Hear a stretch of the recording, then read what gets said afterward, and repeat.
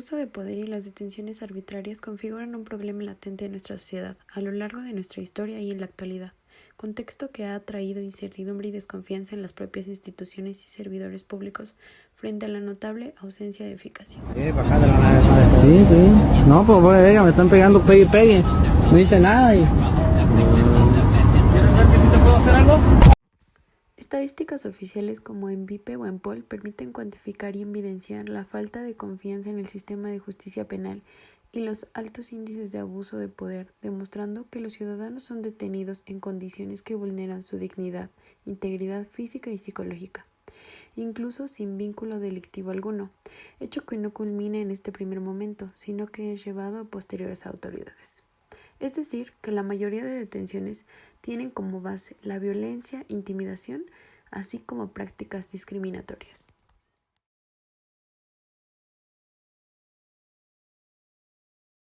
El ius puniendi es el ejercicio exclusivo del Estado para ejercer coerción legítima, traduciéndolo literalmente como un derecho a sancionar por la comisión de delitos.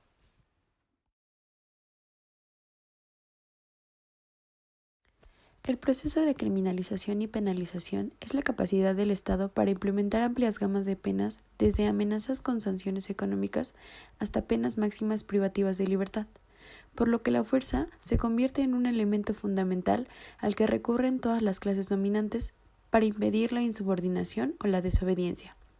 Lo que crea el monopolio es sin duda esa exclusividad respecto de otras personas o grupos sociales, dando como resultado que todos aquellos actos contrarios a sus intereses sean limitados, permitiendo la conservación del poder.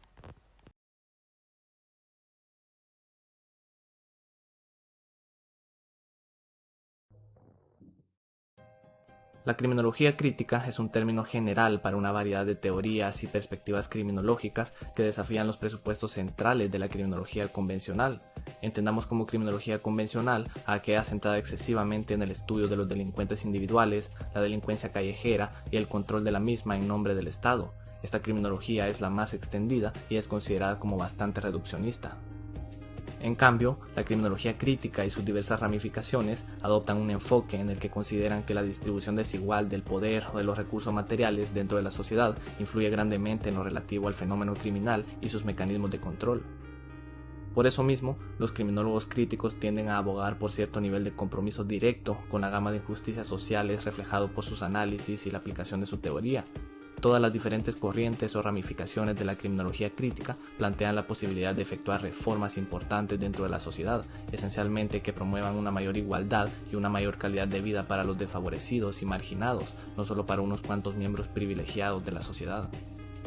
Esencialmente, esos ideales dentro de la criminología crítica se contraponen a formas dominantes de control social, desde las prácticas criminalizantes por parte de la policía, hasta las políticas penales de corte represivo.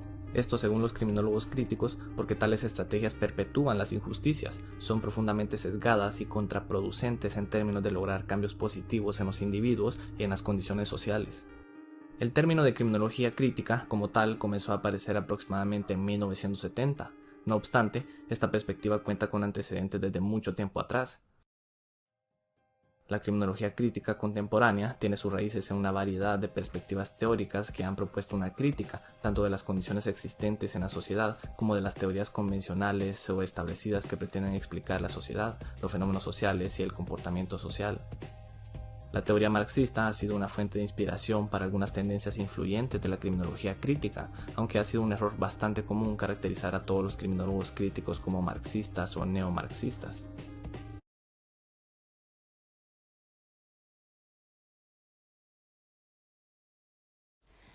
Alessandro Barata plantea que el derecho penal debe configurar un muro que haga imposible la violación de derechos humanos, es decir, proteger de abusos y lesiones a las personas. Fue uno de los primeros teóricos en plantear los principios de derecho penal mínimo en el derecho penal, proponiendo soluciones bajo criterios y decisiones menos gravosas, para de esta forma enfrentar los problemas sociales.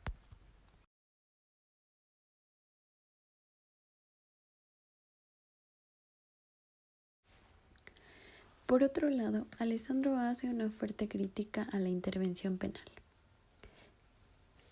La primera de ellas tiene que ver con la pena. Esta la identifica como una manifestación drástica que tiene por principal objetivo la esfera de la libertad personal.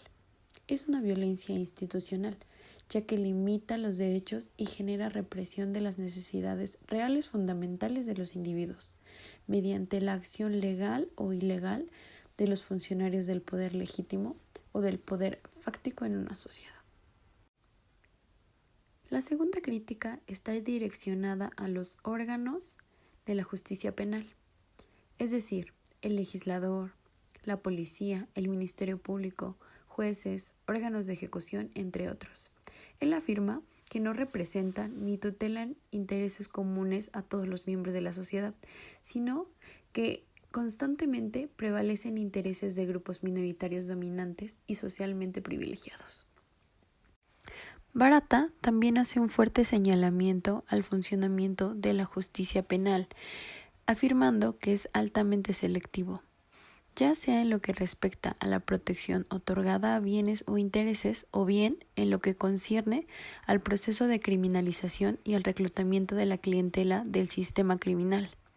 Todo este está dirigido casi exclusivamente contra clases populares, en particular contra los grupos sociales más débiles. Como evidencia de la composición social es la población carcelaria. A pesar de que hay comportamientos socialmente negativos, estos están distribuidos en estratos sociales, y las violaciones más graves de derechos humanos ocurren por individuos pertenecientes a grupos dominantes o forman parte de organismos estatales u organizaciones económicas privadas, legales o ilegales.